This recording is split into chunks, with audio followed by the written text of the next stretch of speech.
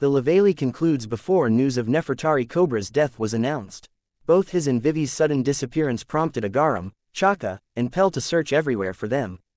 The narrator says all the while the number of stowaways hold their breath, as they attempted to escape on various royal vessels.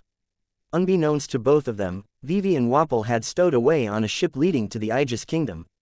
Wapol contacts Morgans asking him to pick the both of them up, which he agrees to due to Wapol telling Morgans that he was now the subject of a manhunt after what he just witnessed in the empty throne room. Vivi asks him what exactly he saw there, but he refuses to divulge that information, instead telling her to leave him alone and go back to her own ship. Vivi refuses as she understands how dangerously persistent CP0 will be in recapturing her, regardless of how much protection she has. She asks Wapol for the Den Den Mushi he used to contact Morgan so she could notify her father, but he refuses in a panic, stating that it is the last thing she should do, confusing her more. Photos of Vivi and Sabo are being shown to everyone. Jewelry Bonnie, meanwhile, had snuck aboard a ship heading for Tajin Kingdom, and Bonnie exclaims that she's hungry, while an injured Sabo hitched a ride on a ship from the Luluja Kingdom, and says if only I can make it to Luluja Kingdom I know I can figure something out. Sabo thinks back to when Cobra said, "I'm counting on you, you must live on." The narrator says it didn't take long for the stories to spread across the globe, the murder of King Cobra of Alabasta and then the disappearance of his daughter Princess Vivi. In the Holy Land, one of the 5 elders says the man they call Sabo seems to have a checkered fate. How else can you take into an account for him constantly being surrounded by those who bear the letter D? The one with the scar on his face says, "I was hoping we should be able to see to the egghead issue now. But it seems dealing with this complication will have to take priority." Amu contacts the 5 of them and tells them that the time has come to use one of Dr. Vegapunk's inventions, the Mother Flame. One of the 5 elders says it's true we haven't had a chance to try it out, so there's no way ascertain its effectiveness yet. The bald fat elder says, depending on how well this experiment goes, Egghead may reconsider its response. The elder with a sword says I think a forest area would be a more suitable testing ground than a sea-based target. Amu says Luluja Kingdom. One of the elders says quite a lot of people leave there. Amu says that is of no consequence. One of the 5 elders then say understood, the world moves at the will of its creator. The other one asks Amu what is the reason for Luluja's selection. Amu simply says they want the testing site to be the Luluja Kingdom due to its close proximity, regardless of the people living on the island. The 5 elders comply with Imu's orders as names and titles are revealed. The warrior god of science and defense, Saint J. Garcia Saturn, agrees to make the preparations. The warrior god of the environment, Saint Marcus Mars, notes that Luluja's citizens had been showing sparks of rebellion. The warrior god of justice, Saint Topman Warkery, says it may serve as an example to others. The warrior god of finance, Saint Ethanburn V. Nujiro, says that they could use this power freely. The warrior god of agriculture, Saint Shepherd Jew Peter, adds that if they can end any protracted conflict. Amu says one more thing, retrieve Vivi. The elders reply and say as you wish. Following the Laveli, Marine headquarters received reports that both the Tajin and Aegis kingdoms are rebelling.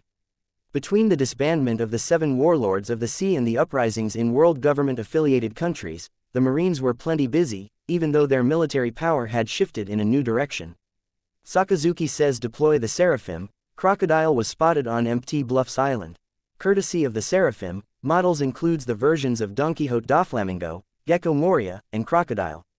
Back in the present, Sabo tells Emporio Ivankov and Monkey D. Dragon that the second he arrived in Luluja, King Seiki and Princess Komain were immediately arrested by the people, and since I was a stowaway they welcomed me with open arms. That's when I saw the papers and found out they pinned King Cobra's death on me. Unsurprisingly the people there consider me a hero. I wanted to tell them the truth, but when I saw the lie fanned the flames of rebellion within them, the words died in my mouth. Betty and the others had already inspired a lot of them, and I ended up bringing many of those recruits back with me. Sabo continues and says I couldn't make direct contact without an encryption snail, so I rerouted my calls through the island while we were setting sail. I knew the government would intercept the signal, but doing it like that was sure to fool them into thinking I was still on Luluja. However, I was just within range, having already set out at sea with our new enlisters. Ivankov exclaims, so the annihilation of Luluja really did happen, during that call. Sabo replies and says yeah, everyone on board was hysterical, a lot of them had family on the island, they saw their country obliterated in front of their eyes. Dragon then says despicable, How in the world did they do it? Sabo adds that an enormous shadow seemed to engulf the sky above us, and the next moment everything was gone. Dragon, who is surprised to hear that, says an enormous shadow. Sabo says there was no way it was caused by a living thing or some natural disaster. Something pitch black was flying above the clouds. Ivankov says, Sabo, earlier you said they used the name Amu. Right, this may be a little out there, but the world we know it today was created 800 years ago. One of the first 20 sovereign was Saint Amu of House Nerona. Ivankov gives Sabo a paper and says, look at this, and says, since we know an ability grading Entarnal youth is said to exist, that must mean someone has used it before, right?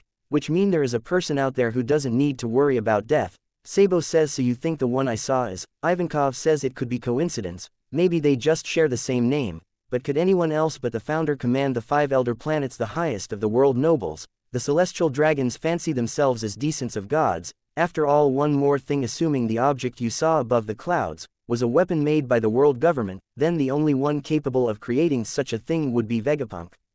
Dragon says, hold it, Eva. Vegapunk would never intentionally design a dedicated killing machine. Ivankov says, I know.